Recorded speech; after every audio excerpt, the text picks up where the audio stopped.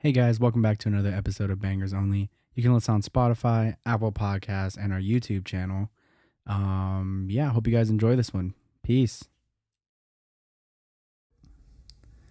Hello, everybody, and hello, Adrian. How are you doing? Dude, I'm good. How are you, man? I'm very hot. It's like 90 something here. It's been 90 something the last couple days. It's tough. Is it still hot at night though? Yeah, well, we don't have AC in my house, so It's tough. it's a struggle. We just open the doors and stuff when it's night, but then we have to close them. I feel it. I don't know. That's tough though. Like here in the valley, we low key need AC because if not, we will suffocate and die. Yeah, I mean, That's totally just how understand. it happens. Yeah, it We just get gets too by hot. in the winter and the stuff, in the spring and the fall, but the summers are not easy. Mm-hmm. But anyways. Yeah. Well, today's episode, we are going to talk about The Weeknd. We sure are. But not all his stuff, because that would be an incredibly long episode. Incredibly long. We're going to be going over Trilogy today, his first three mixtapes. And so this is just going to be part one of The Weeknd, similar to what we did with the Arctic Monkeys. I don't know, man. I'm hyped. What about you? Oh, I'm super hyped. The Weeknd is one of my favorite artists ever. This body of work here is my favorite from him. We'll get into which one is my favorite, but I'm super excited. Yeah, man. Well, there's so much to talk about. But before we do, I want to do something that we've never done on this podcast before. And so a couple weeks ago, I started working with this amazing person, and her sister actually passed away recently. And she was young and full of life, but, dude, she was just taken way too soon. And I actually found out that she was a really huge fan of The Weeknd. And so for the first time on this podcast, I want to dedicate today's episode to Audrey. And so, Audrey, your sister wants you to know, she has a few words for you. And she wants to say that I did not lose you. I know where you are. You are always with me. Death did not do us part. I will always love you. So without further ado, Audrey, this one is for you. Yeah, my condolences go out. I'm just going to say that because that stuff's, it's hard. There's not really much more you can say, but we hope that this episode, is fun for your friend to listen to. And I hope she thinks that we do it justice for her sister.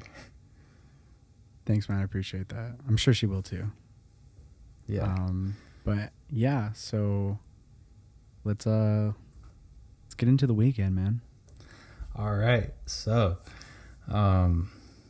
Abel is a 30-year-old. He's from Toronto. Did you know that he used to rap? He was a bit of a rapper prior to, going full on R&B on us. He's not very R&B. He's not R&B. He's more like experimental. It's weird. Experimental R&B. Yeah, it's crazy. Okay. But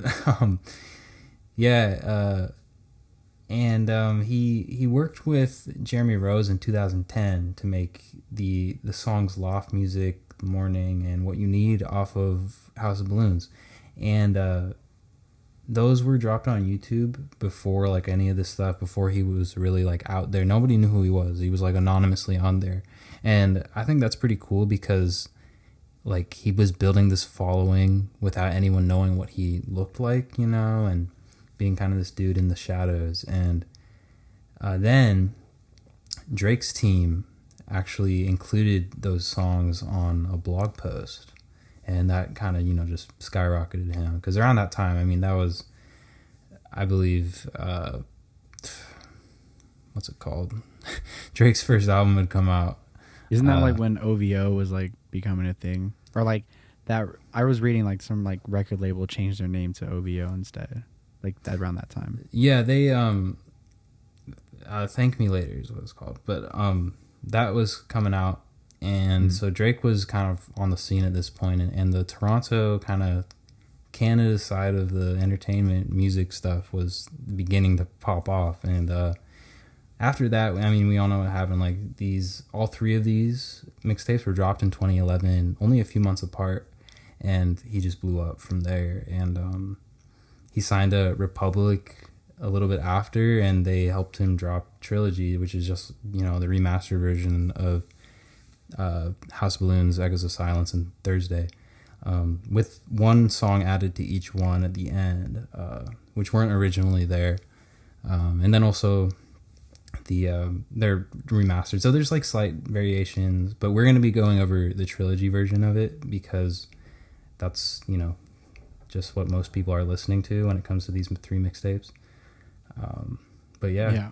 What I thought was cool, like listening and reading about some of these songs, was like there's a lot of samples that are missing because they just couldn't get them cleared.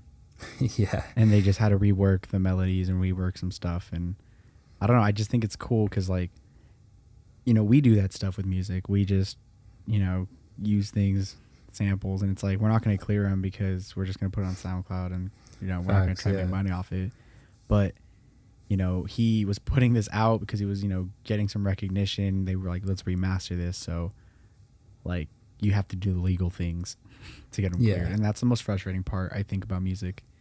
Oh, yeah. Like, the legalities of things are just so... It's ridiculous. But, yeah, like, an example of that is on the track What You Need. I do remember listening to the original version, and there's this sample at the beginning, and it kind of sprinkled in there throughout. And it's just not in there in the Trilogy version. Which is fine. I mean, it's basically this exact same song, but it's just, yeah, it's interesting to see how those minor changes were there. Yeah. Well, you want to hop into first one?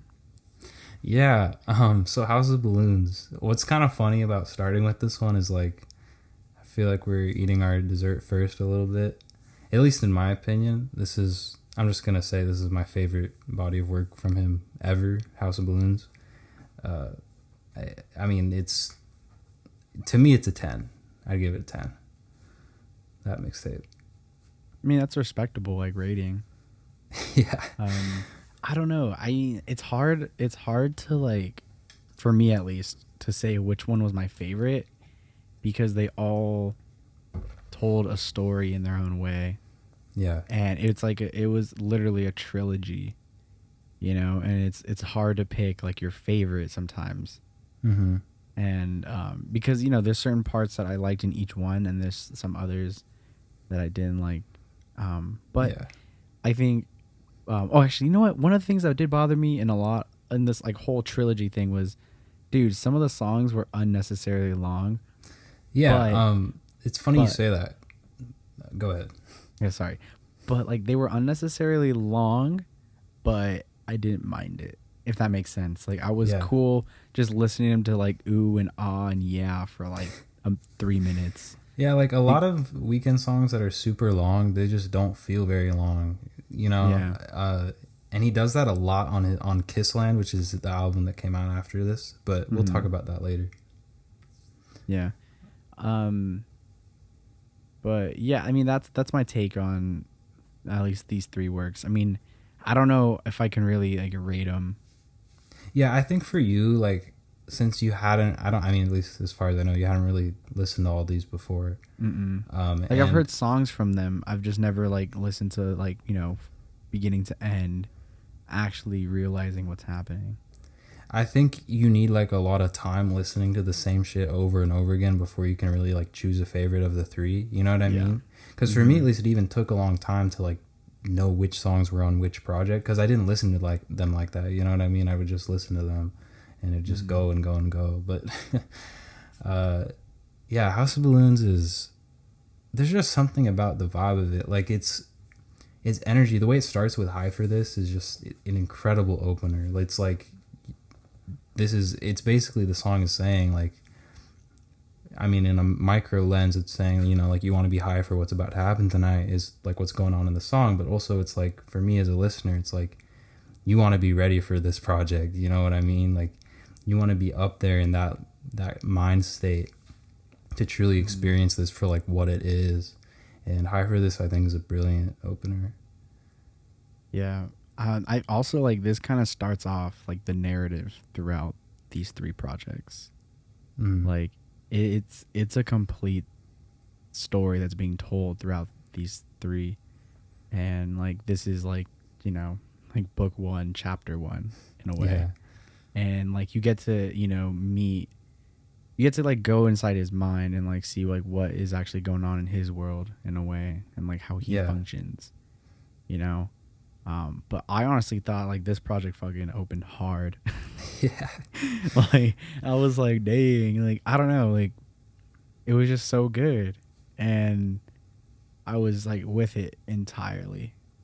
Yeah, and just the confidence in the first two tracks, like alone, like he's like, you don't know what's in store, you know, and then what you need comes on, and that song is just, it's so seductive in its sound, you know what I mean, and like in just the lyrics, like he's out here just saying like, you know, you want what you need. Yeah, you want to be with this man, like so what? I'm what you need, and you know that, and. It's just The Weeknd. That's The Weeknd. I mean, he's dark. He's a gritty kind of R&B type experimental singer, and he likes to take it places where other artists aren't really going to take it. You know what I mean? Yeah. I just think like it's crazy because at least in this whole project, this first one, House of Balloons, you know, this girl he's talking with, like he's basically telling her, like, you know, kind of like you're not for me, but I'm also what you need in a way. You know what I'm saying? Like he's in a way he's like battling his feelings and he's like protecting himself. Yeah. And it's not like he feels the most for this girl, but he's also like, I mean, would it be cool to make you mine? Yeah, but also like I could care less. You know? And it's almost like this mixtape is like detailing his relationship with somebody, because, you know, High for This and What You Need, it's like the beginning of what kind of a relationship might be with a girl. And then, you know, House of Balloons and Glass Table Girls, that song comes in and it's like that's the party, you know, where stuff starts getting like crazy, they start doing stuff, and then the morning comes along and he's like, after she leaves, after the night, he's like, I gotta concentrate, you know, like on this music. I gotta get out of here, you know. I gotta go to Cali. I gotta do my thing. Yeah, it's crazy because, like, I mean, in the morning, like, that's my. I think for me, like, I just love that song the most. I think that's a good one. For me, I just love like the hook where it's like, all that money, the money is the motive. Yeah, like that shit was like. Just so like it flowed so well, and it honestly, it's like it's low key, like it's not a dark song at all by any means. No, yeah, it's probably one of the lighter ones on here. It's a lighter song, but like in a real sense, if you dive into it, it's kind of dark, but it sounds happy. Yeah, exactly. You know, like after everything he did, in the morning he's like, you know what, just kidding. Like I got for other priorities. Yeah, know? And let's just talk about the production on that song real quick, because bro, that guitar. Oh man! Oh my god, that guitar is one of the smoothest sounding. It just fits perfectly. It's not overdone, you know. I mean, everyone, if you know that song and it starts playing, you hear that opening guitar riff, and you're just like, yeah, this song goes. You know what I mean? Yeah, it was just beautiful. Yeah, and then like Wicked Games, like in a way. Now I'm not gonna say I was like relating to it. But like, you know, he's talking about like just the fact that like he doesn't like, or like really in life girls don't really understand how much you'd be willing to give them. You know, and like but this one's like he's saying, you know, he's like, I'll help you, he's like, I'll give you whatever you need, but also in a sense of like drugs. And that's also a really big thing he talks about, is like his life with drugs, you know. Yeah. And I'm glad I got to hear your thoughts on Wicked Games before I said my thoughts, because that kind of gives like a kind of candid perspective from you. And for me, Wicked Games is one of my favorite songs of all time. Like not even just from The Weeknd, but from anybody. It's one of my favorite songs ever. And it's just because of so well he gets across the emotion, because it's not overdone, but it's so sad. And like the lyrics are incredibly sad. Like he's in this relationship with someone. I mean, we don't know the extent to the relationship. Like, it might just be a one night thing, it might be a long thing, but he kind of knows that it's not going to work out, and he's like, I'll do what I can, you know, to make you happy, keep you here, but like, I just want you to say you love me even if you don't, because it makes me feel better. That's basically what he's saying in this song, because he's like, I need that confidence. Like, I'm really not confident, even though I've been flexing these last 5 songs. You know what I mean? Exactly. But he's not truly like that. You know what I mean? That's why this song, it just feels so honest and like just so sad. It's such a good song. Yeah. And then like right after that comes like the party and the after party, and when the after party gets hella explicit. And like, but like the thing that's cool is like he doesn't care about, like keeping that shit clean. Like, he's like so descriptive, and Oh yeah, like you can see this happening. Like, I don't know about you, but like when I was listening to all these songs, I felt like I could like watch this in a movie. Oh and yeah, it would work. Especially when he's describing those parties, because it's like those parties sound like they're fucking insane. Like drugs everywhere, just I mean, it just sounds like a mess. But yeah, the after party, that section of the song, I feel like it drags out a little bit, in my opinion. Yeah, I mean, it's a 7-minute, it's like almost an 8-minute song. Yeah, so right. It drags. And I like the first part of the track more. Yeah, me it's too. it's catchy, you know. Louis V bag, tats on your arms. Like, it's a catchy song, but it does drag on a little bit. And that's like my only gripe with this project, is like that song, really just that song just goes on a little bit too long. And it's just that one song for me. Yeah. And then right after that one, we go to Coming Down. Yeah. And like, I don't know. It's just kind of like, it made me sad because like he's singing from the perspective of a guy that like, he has fun, and when he's on drugs, and but he doesn't care about the fact that he's in a relationship, like he's like saying I have a girl back home, but like I'm just going to do what I want right now, but then once he starts to come down from that high, he's fucking feeling terrible, and he just wants to be with that girl, He's like, when I'm high, I'm kind of doing this fucked up shit, and like when I'm not, like when I'm coming down from the high, I want you, and it's like, yeah, and it's tough to, and it's unfair for that girl too. It's like, he only wants her when he's coming down from his high, and when he's feeling low and he's not exactly feeling like himself, like that's when he wants her, and like he doesn't want her in his best moments, and when he's having the most fun, when he feels most like himself. It's like, when he feels like shit, he wants someone to build him up, and that's what she's there for. And he low-key feels bad about that too. Yeah, definitely, that's spot on. I mean, that song, it's like one of those songs too, like production wise, it's like not too sad, you know what I mean? Like a lot of these songs, like production wise, I'd say aside from Wicked Games and The Knowing, we'll get to that, are like and 28, but they're like not super sad when he's talking about pretty sad shit, you know what I mean? And loft music, it's not a really complex song, like he's talking about bringing a girl up to his loft, but The Knowing, that's my second favorite song off this thing. Same. I love that song so much. It's so, because I don't know if you remember, I brought that song in on the first day of music production when we had to bring in a song. You brought in The Knowing? Yeah, I did. I don't remember that. I mean, you and I weren't like... We weren't tight then. We weren't that tight then, but I mean, I brought that song in. It was kind of long. I don't know if everyone was feeling it, but like, I was vibing to it. His vocals on that track are just so raw and real, Yeah. And he's like basically saying, I know that this person has done like messed up shit, and like I know all about that. I know who you've been with, I know what you've done, and like you can't really pretend to hide that from me, You can't pretend to go like cheat on me behind my back or whatever, because I know all that shit. Like that's basically what he's saying on here, and he's okay with that, even though it's so sad, But like, this was a solid take on cheating, though. Like, it's always like, oh, you hurt me and I'm sad or whatever. Yeah. It's always like, fuck that girl or fuck that guy. But it's like, this case is different. Like, he knew what she did, So he basically did the same fucking thing. And Yeah. then where the fucked up part goes, and he tells her, "I'm gonna let you taste her," and you're like, "What?" Like that line, dude, alone was like the whole song. Like that was it. Like for me, I was like, "Damn!" Like that was the bar of the Bro, whole project.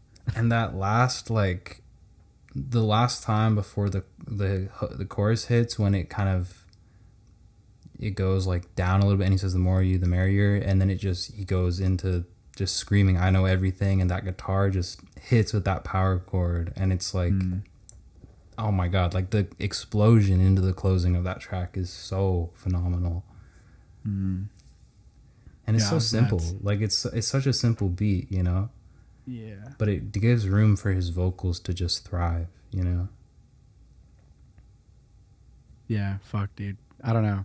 That one, The Morning and The Knowing, are definitely like my favorites off House of Balloons. Yeah, I agree. I mean, I love basically all the songs on here, but the Wicked Games, The Knowing, and The Morning really stand out, and I think they do for everybody. I don't know about The Knowing, but Wicked Games and The Morning definitely do. I know Wicked Games was a single, and it went platinum, so... if that says anything. Yeah, no. But I do think on The Knowing, that's one of his strongest vocal performances on all three of these projects. I think it's one of them. I don't think it's like the strongest vocal performance, but it's one of them for sure. Yeah. Dude, I don't know. I thought it was solid. I think, is it that song? I don't know. He mentioned something about, or maybe it's like later on down the road, he mentioned something about like never mind. It's down the road, I think. Okay. We'll talk about it later. How do you feel about 28? Honestly, like I didn't write any notes to it because I was like, it is what it is. Yeah, you know, so that's the song that was added to it post. Yeah, that's the bonus.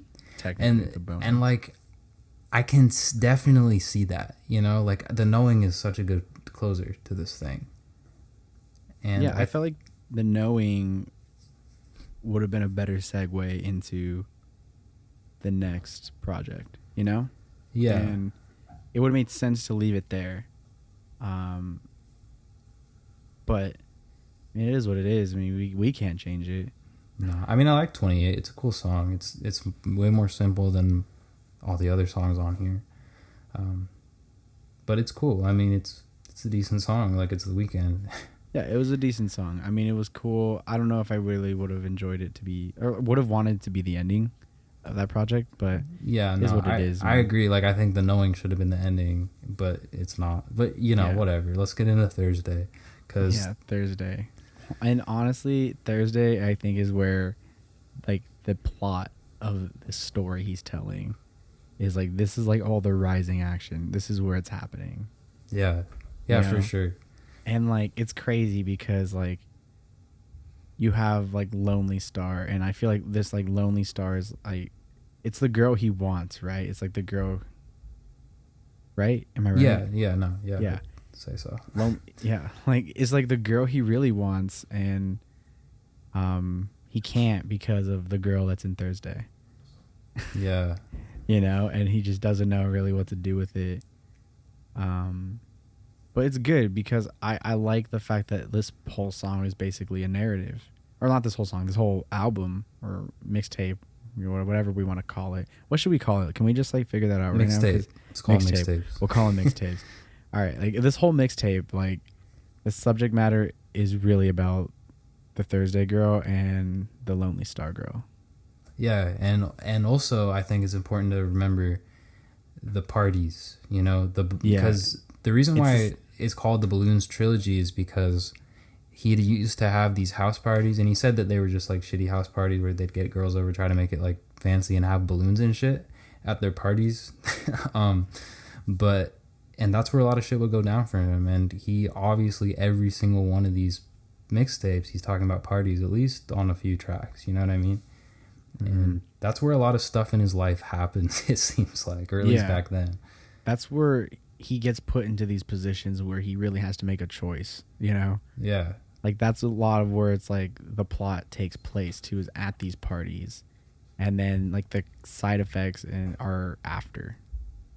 Yeah, the after party. Yeah, It's like I don't know, but I didn't really have anything. I mean, we kind of talked about Lonely Star and Thursday, yeah. a little bit. And it's funny, Life of the Party's just right in the middle there, and it's such a different song than the two It of is, those. You and know? it's really interesting to put them like right there in the middle, but I don't really know what to say about that. Yeah, I mean, it's a cool song. I think Good. it's definitely more mixtapey to have that in between those two songs. I mean, that's kind of like the problem with just calling these straight up mixtapes is because they're very focused mixtapes, with like a Yeah, with I don't an feel like they are idea. mixtapes, and that's why it's messing with me. But I know they are. exactly, yeah, exactly. Because if you know what a mixtape is, like, that it's just kind of like a collection of songs. Like it doesn't have to be like focused, Yeah. with a theme or anything. But these are like definitely, Yeah. But I guess like a little deeper dive into like what Thursday was about is like there's this girl who he's basically in a relationship with only on Thursdays. yeah, And like that's it. Like and he even says like, like he says like Monday, Tuesday, Wednesday, Friday, Saturday, and Sunday. Nah. yeah. But Thursday, hell yeah. And it's Yeah. it's interesting because it's like there's people that do that in the world too. I know. There's like And people that are like, yeah. you're my Thursday girl, and that is it, or you're my Friday girl, and then I have they have someone else. Yeah, But I it's tough personally because couldn't even when understand that. and even when he's with his Thursday girl, like he wants to be with Lonely Star Girl. Yeah, yeah. She does get a name by the end of this though. Lonely Are you Star talking about Girl. Valerie? Yeah, I think she is the Lonely Star Girl though, right? Yeah, I'd say so. I mean, I make that connection. I think she's the Lonely Star Girl. But hold up, there's a lot of stuff that goes on in between. Yeah, I know. I'm sorry, but there's so much that goes in. Let's talk about The Zone and that Drake feature. How are we feeling about that? I liked the only bar of Drake's I liked was when he said that OVO and that XO. Mm-hmm. Like that was the only one that like was hard to me, and then the rest of it was like, well, this is Drake. I don't know. Yeah, I mean, I like the verse. It's definitely like, it's not like his older best Drake. work. It's older Drake, 100%. Yeah, but I'm a big fan of older Drake, so like Yeah. I'm not like mad about it, but like it's obviously not like as good as like what's on Take Care or Nothing Was the Same. Like it's just like a verse, and it kind of, I don't know. I don't really think it's necessary to be on here. Yeah. Plus, it's a 7-minute song, and Drake came in at like what, like He almost came in like pretty minute late. 6. Or no. He came in late, dude, and I was like when I was about to finish the song, I was like, is Drake gonna show up or like what's happening? And it's almost like the Weeknd's like, nah, you're not really a feature here. Yeah, the Weeknd did his thing, and then Drake kind of just like showed up. Yeah, it is what it is. But then the Birds Part 1, absolute banger. Yeah, I'd it was say. good. I didn't really like go too far and like I didn't dive deep into that one. I went more into part 2. Oh, for real? Yeah. I just love the production on Part 1. It's Absolutely. those hard Production's a huge part, and snares and like sounds like a march type beat. You know what I mean? yeah, hello. And I remember we talked about this earlier. How like this was like off, the mics. We were talking about how like there's not really much to say about production because like it was just great. We're not. It was great. We're not going to say every song production wise was great. That's going to take up way too much time. So like we're just dissecting right now. Yeah, and like, just like I think overall, like with the production, all of the beats give room for Abel to breathe as a singer, and like and they do it so perfectly because they're not overcomplicated, but they're really good and interesting, and there's not samples, so it's like that's really admirable to like make beats like that, mm-hmm. They just come in here and work perfectly for someone's voice and someone's style. Yeah. And his style is so different too. It's like hard hitting kicks, 808s, like dirty 808s though. Yeah. Like oof, they're just nice. Like every single like synth he uses, everything he uses, it's so clean. It works so well. Yeah. And then all of the tracks that incorporate some type of guitar are just always so yeah, the smooth. guitar is done so well, dude. Like, I don't know. For me, it's personally like really hard to get a guitar sound like that sometimes. It is. It's not easy. Because it's like the whole like noise. Was it like gain to noise ratio or whatever? Like sample to noise something or whatever. Yeah, I don't know. It's hard because sometimes like, you know, it's too low or it sounds too nasally. So you crank it a little bit and then you just get way too much noise going on. And like, you know, you want to get the recording perfect and then add to the perfectness. You know what I'm saying? Yeah, guitar is tough, honestly. Yeah, bass is harder. I think so. But anyways. Speaking of guitar, though, on Rolling Stone, that's wait. What? I'm not there yet. Oh, you want to take a minute? I'm not there yet. Okay. Go do your thing. I want to talk about Birds part 2 because he talked about a lot about saying like falling out of love. And like that's why for me personally I will never tell someone that I've fallen in love with them. Because you have that opportunity to fall out. Like cuz you fell in, you can fall out if you want to. You know? And instead, like I always say, like I'm in love with you, like, you know, and it's crazy because like this girl is low key kind of whack. Like if you listen to the song, if you listen to it, it starts off at the beginning with her crying. There's a girl crying, and then you hear a gunshot, and then the song starts pretty much, you know, like that's when it kicks off. But then at the end, it just goes crazy nuts with like all these crows and all these birds, just like, you know. Like not even like singing, they're like squawking or whatever crows do, right? Yeah. And they're going nuts. And like, you know those movies when you hear like they hear a gunshot in like the forest and all these birds like fly off. Yeah, you know what I'm saying? It's like I feel like this whole song took place in that like millisecond between the gunshot and the birds freaking out. That's a pretty cool interpretation. And like and like she low key, I feel like she went there to kill him because she, you know, like in a way, like he didn't want to be with her. So she's like, well, you ain't going to be with anybody else, homie. And, you know, and like that was it. And it was a chaotic ending, but like that was my interpretation of it. And I was like, after this, I was like, he is such a good storyteller. Yeah. And he does it so like discreetly. And because you try to find and understand that dichotomy between part 1 and part 2 of the birds. And because part 1, he's calling himself the bird, you know, like I'm just a bird. Don't make me fall in love. Don't make me make you fall in love with somebody like me. Yeah. And just kind of, I don't know, like it's tough to interpret what's going on in these two songs. You know what I mean? Mm-hmm. But that was just like my like point A to point B in Birds part 2. So. No, that was cool. Funny story for me about Birds and also The Weeknd in general is the first song that I ever heard him in, or his song or whatever, like the first time I ever heard him was 2 Chainz sampled The Birds Part 1 in a song called, what was it called? It was called Like Me. And he sampled that part of The Birds Part 1 where he's like, don't make me make you fall in love with somebody like me. And I heard that sample, and the songs, I mean, the 2 Chainz song is kind of ass, I'm not going to lie, but the sample was cool, and I was like, hey, when I was like 11 or 12 when I heard that song, and I was like so into 2 Chainz and that type of shit. And basically, like, I was going, who is this singer on this hook? Like, he sounds so weird. Like, I've never heard anyone's voice sound like that before. And so I look up, like, you know, the sample and all that, and I find that song, and I'm like, damn, this dude's good. And I go and listen, and I mean, it's The Weeknd, and I'm a super big fan now. So that's just cool. My Weeknd story. That's a solid story. I mean, like, that's honestly how I've found some, like, of my favorite artists now, too. It's like, I hear a song, I hear a feature, I'm like, I low-key like that.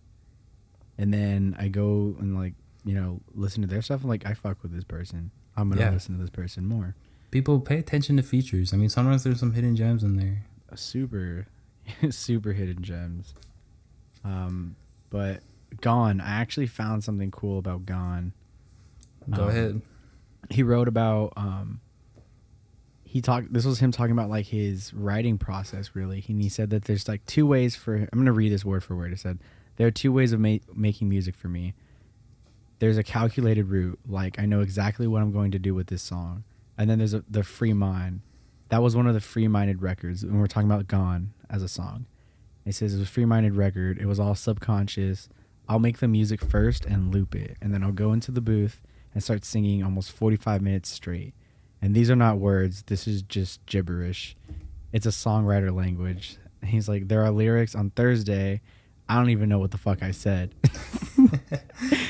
And he's like, Gone was a complete freestyle. Interesting. And like for me, I was like, no way. Like that shit was a freestyle. I kind of liked it. Shit was fire. Yeah, that beat goes hard. It's so weird. It's so good. Yeah. No, I love that song. It's great. I don't know. It was great. But yeah, Rolling Stone. Rolling Stone. Okay, Rolling Stone. One of the earlier songs of his that I ever heard. This song is so cool to me, like, because it's so simple. I mean, it's just that guitar plucked throughout. But, I mean, what he's talking about, you know, he's basically talking about his relationship with the fans in this song. Because he's like, I'm going to change. You can also refer to, you know, the girl and his relationship with someone. He's basically saying, I'm going to change. My style is going to change. Who I am is going to change. I just hope that you guys will still be here. I hope that you guys will still love me. I hope that, you know, you guys will still ride for me.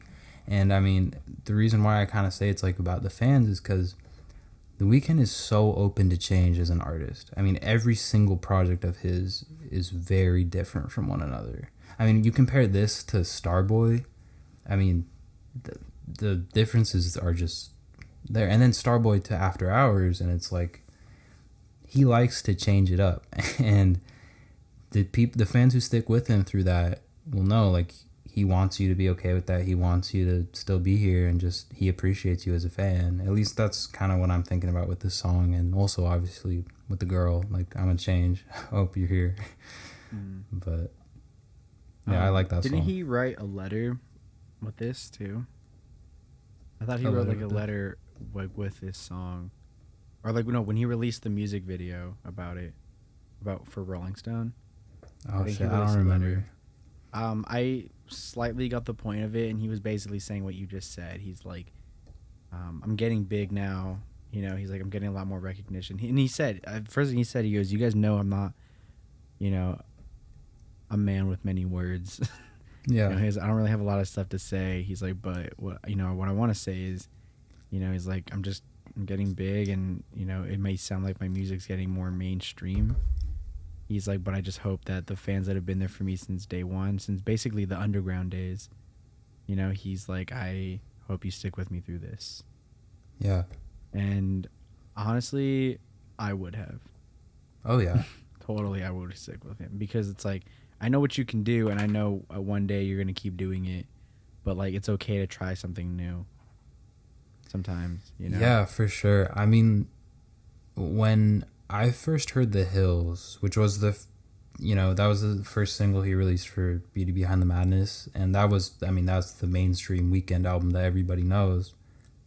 I mean, when I first heard that, I thought it was hard. Like, I really liked that song, and everyone likes that song. It's like hella overplayed now, but I mean, it was a good transition into like that mainstream sound, because then, you know, Can't Feel My Face comes around, and I don't really like that song, I'll just say now. But like, I think he's like, he knew what he was doing when he made that kind of transition into the fame, you know what I mean? Yeah. But also the concept of a rolling stone, it's like, you think about it, like trying to get a stone to roll, like that shit's tough, you know? And I feel like that's like the same feeling he's going through when he's having to go mainstream. It's like he has to roll at some point, but it's hard for him to do it. It's like, you know, it's just what it is. You gotta roll with the change. You shouldn't really, yeah, exactly. And that's exactly what he's saying. It's like he has to roll with it, but like, as hard as it may be, as much resistance, you know, friction you may feel. A huge stone would give you, like, that's what he's feeling, but he's gonna do it anyways. Exactly. And yeah, he just wants his fans to roll with him. But that guitar, is the same guitar we hear at the end of The Birds. I don't. Is it exactly the same? Because like, I It's don't like think the chords are the same.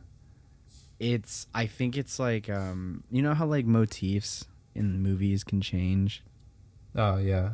I think it's like I think it's in a way like somewhat of a motif, but The I don't pluck know. pattern is pretty The much plug pattern is the identical. same. It's like same almost chords maybe, but whatever. I don't know. I just thought it was cool. I didn't know if there's like somewhat of a connection there, but it is what it is.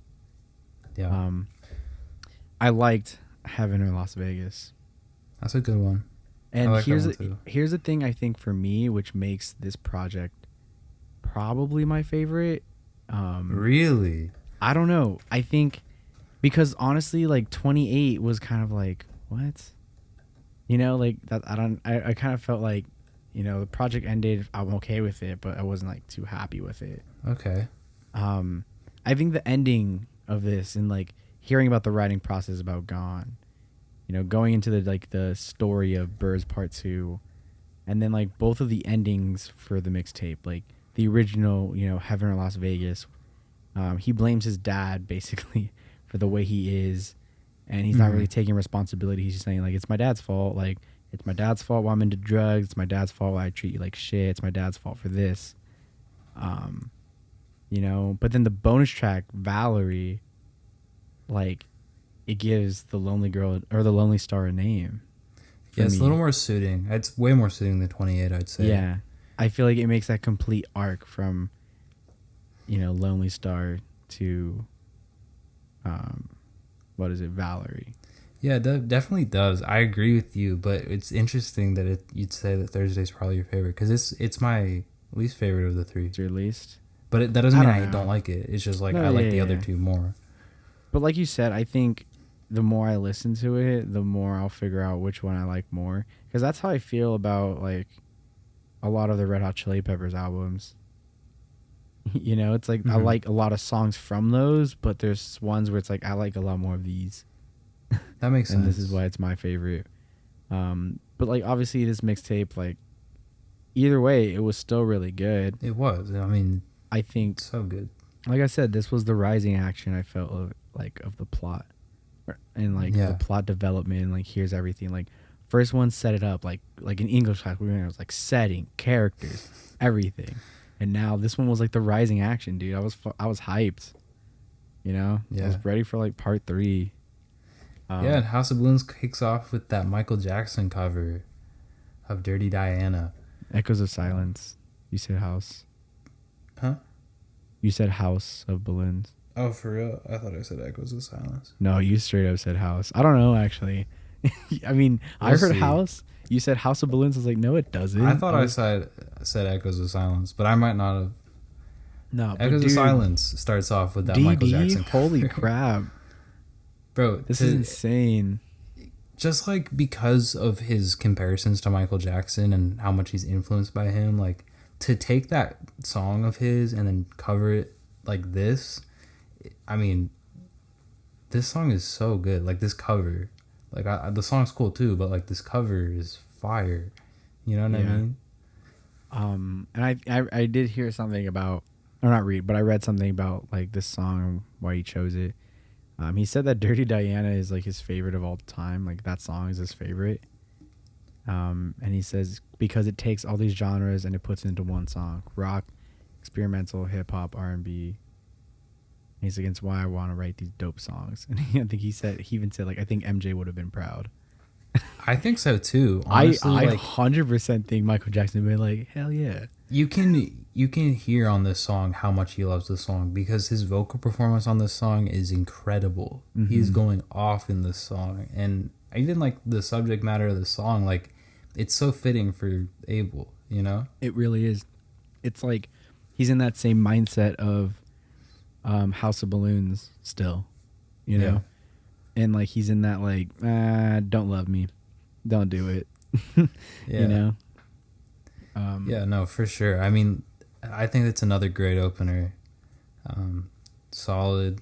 I mean, it's the fact that it's a cover and it's so good and memorable as it is. Like, I don't listen to covers really because like I'm just not like interested in covers. But like this one's on my playlists. You know, it's fire. Yeah. It's just good. I mean, I don't know how else to say it, but it's just a really good one.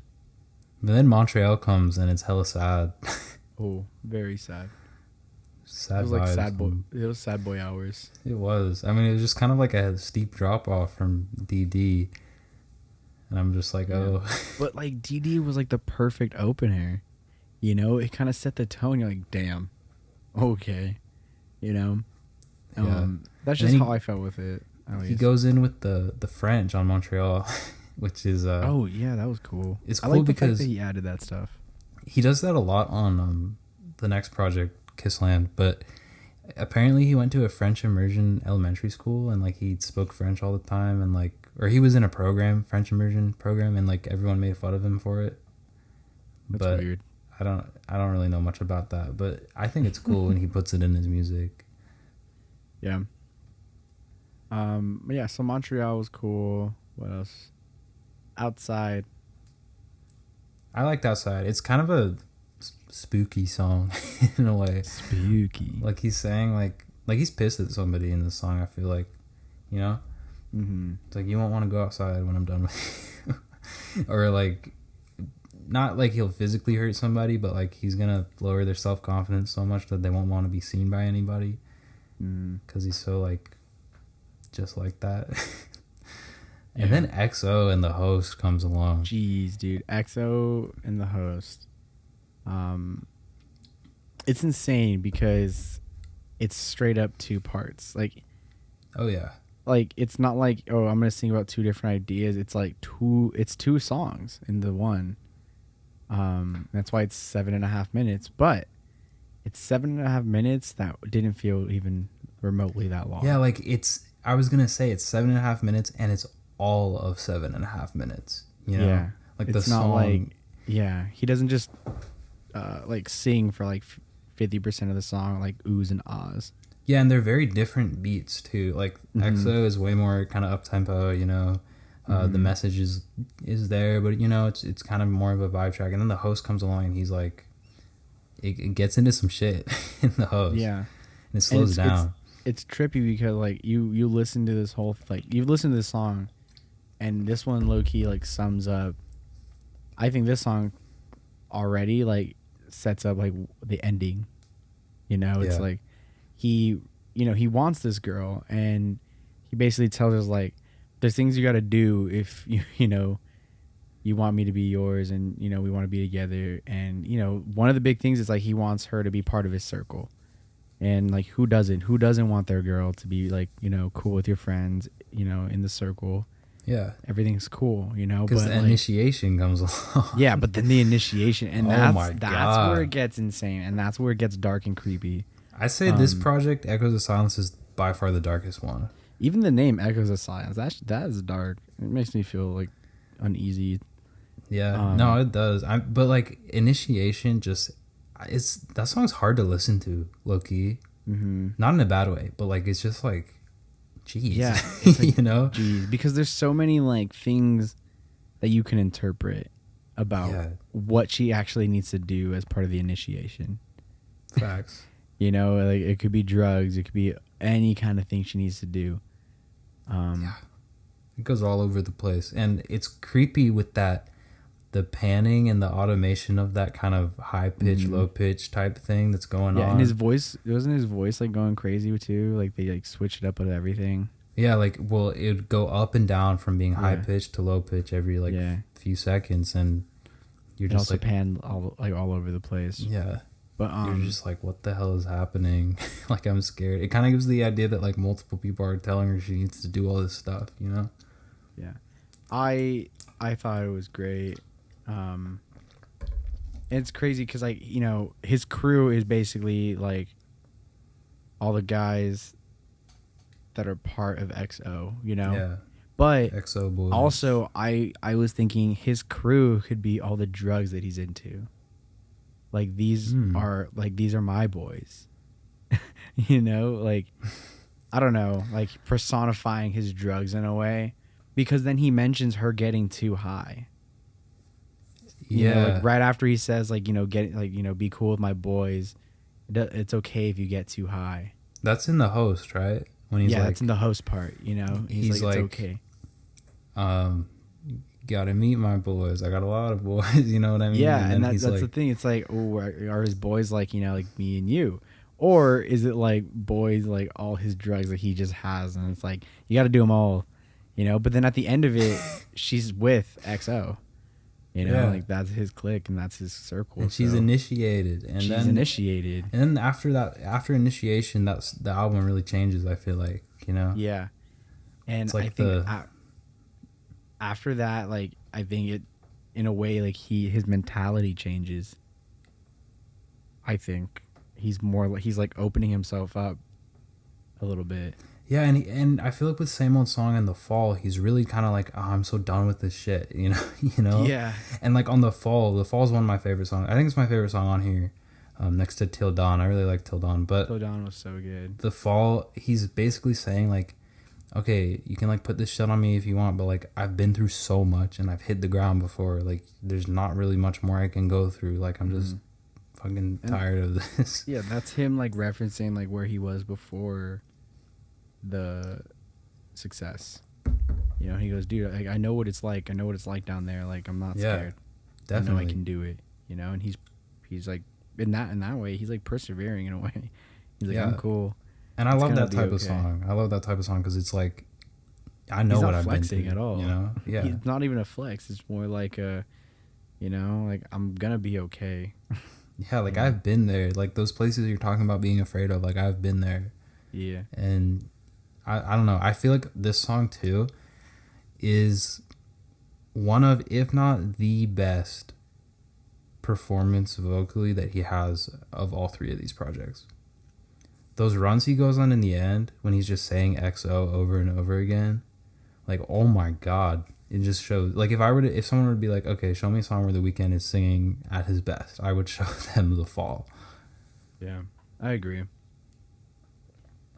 It's funny too because when I look up these lyrics, sometimes songs that are like 2 minutes have so many lyrics and I gotta scroll so far.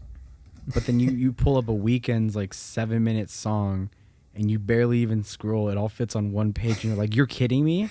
Yeah, because like he just does so much with it. 7 minutes and I gotta like there's only like 4 lines, dude. Yeah, because like the last 2 minutes of that song are him literally saying XO over and over again. Exactly. And I'm like, are you joking? I mean, like I stuck with it. I was cool with it. It worked. But I was just like, wow. Shit's not fire. Really much, there's not much left. Care. And at that point, like I just closed my eyes and enjoyed it. I enjoyed the musicianship and the talent. Like when you can sing that good and make the same thing over and over again sound really interesting and really good, like no one run was like another one. Like they were all different and he was going all over the place.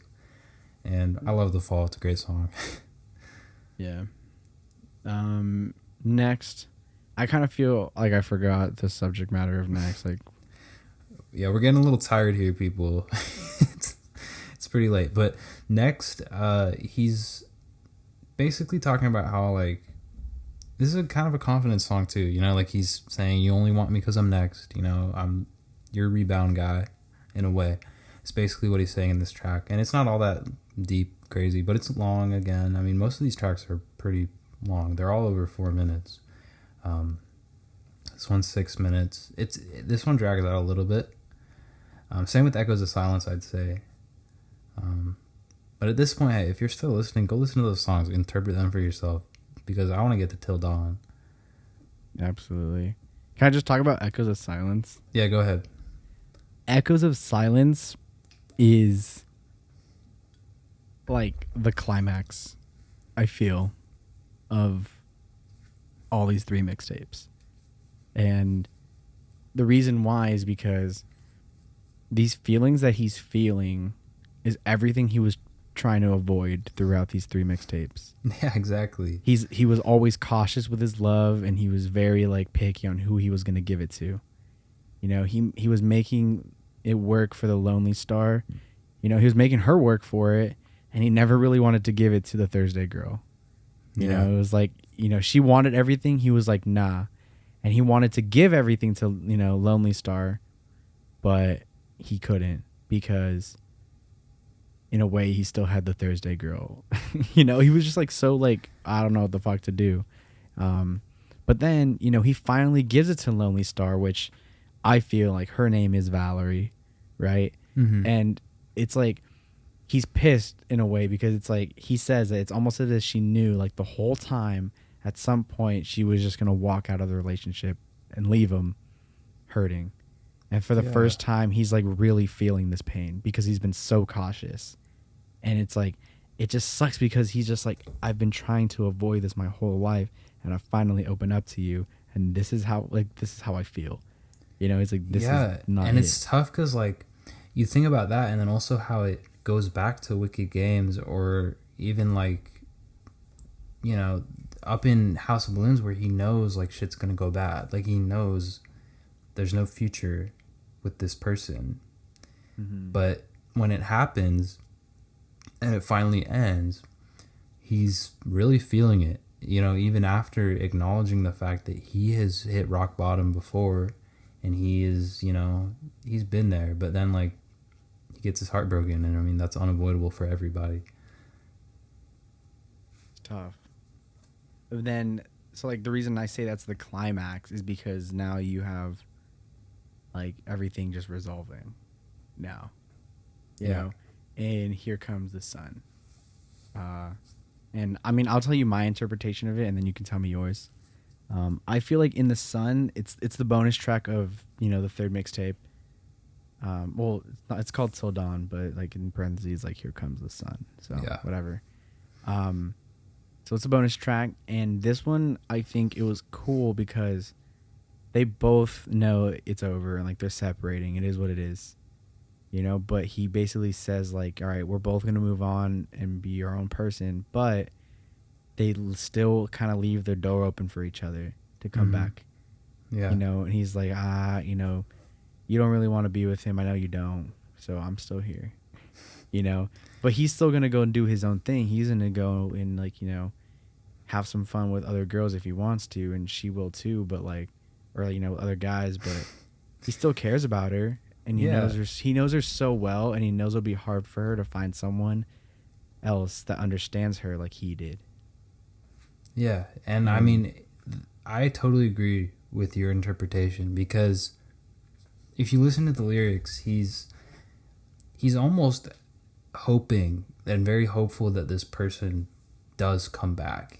He's saying like, I can hear it in your voice now. Like he's been yelling at you. Like, I know you're not happy. Like all that shit. He's basically like trying to pick apart her relationship with this new guy. And then he's like, come on over, like we could still do something, Yeah.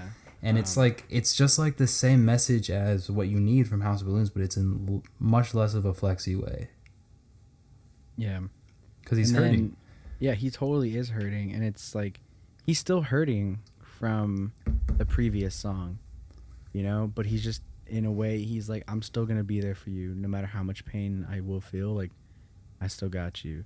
And I feel like that's how exes leave off on good terms. They're like, it was just like, it wasn't working. And like, yeah, they feel like shit at first. He's sad. He was sad, but now he's like getting over it. And at this point, he's like, I want to be here for you as a human, but there's still possibility. Like he hasn't completely shut the door on them. He's just like, it's there if you want to take it. Right. But then there's also like, I feel like the sun, like, the whole here comes the sun part has a lot of meanings because like, in a way he was meeting her at night times all the time. Yeah. And this here comes the sun is like, now he has to get up and go back to a life he doesn't really want to because he just wants to be with her, and he's got this Thursday girl that he's got to worry about. Yeah, definitely. And again, like harkening back to House of Balloons, that section of the track is referencing the morning. Like he knows that this night's going to end if like, he hooks up with his ex again. Like he knows how the mornings go. He knows how what happens when the sun comes up. You know what I mean? Yeah. But the whole like till dawn is like, let's just enjoy it for now. Yeah. You know, like let's just let's enjoy the night. You know what I'm saying? Like he's just like, let's enjoy the night. Yeah, and it's so when the sun sad. comes, It's so sad. I gotta go. You know, and I think that's him kind of in a way like maturing, being like, you know what, like I know my place in a way. Like I shouldn't be doing this with you, but whatever. But you know, and then he knows he's mature enough to say I'm not gonna stay. And once it's morning, I'm gonna go. Because like the more he stays, the more it'll hurt both of them. Yeah. And 100%. It's just the best solution for both. Yeah. Which is never what you want to do, you know, but it always comes to it. Yeah, man, it'd be like that. Damn, you're in your feelings right now. Yeah, I'm sad because I'm listening to it now. I'm listening to Echoes of Silence, and I'm just... Oh, you're listening to it right now? Yeah, I'm just playing it. I always play like the artist in my headset while we talk, just because I want to, you know, get their vibe still. But I get you. Damn, bro. We just got through Trilogy. That was tough. We got through Trilogy. I mean, we did it in a solid amount of time. What are we at? I'm not gonna lie. We're at an hour. Ooh. An hour and a minute. Solid. We got like 5 more minutes we can talk a little bit, you know?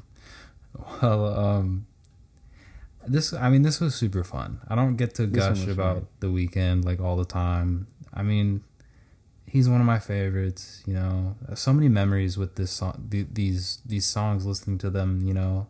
I like in high school, I have distinct memories after like track and cross country meets where we'd be driving back on the bus. I'd be looking out the window, you know, playing Till Dawn, just in my feelings, like, you know. That. Yeah, man, of course. I mean, I'm excited. Like, I'm glad we're doing this because like The Weeknd's always been someone I want to like fully understand.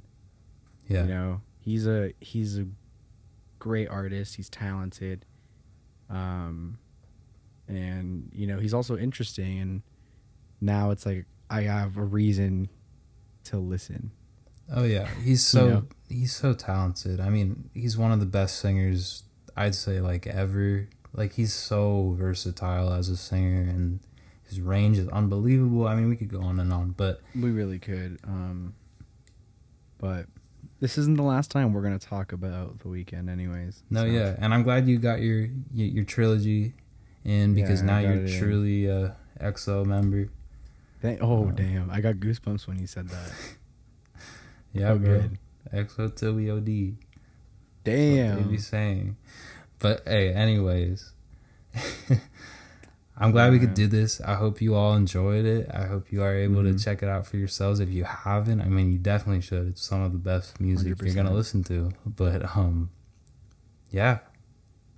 So, man, I'm excited for the next episode. I don't know about you. I am too. Maybe we'll do Kissland and we could talk about it. Yeah, we'll see what happens. But we'll talk. We always do.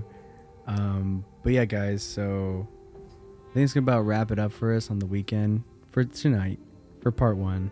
Yeah. And again, this one was for Audrey. Yeah. And yeah, guys, I hope you guys enjoyed this one. For real. As always, I'm Adrian. I'm Clark. And we'll catch you guys in the next one. Adios.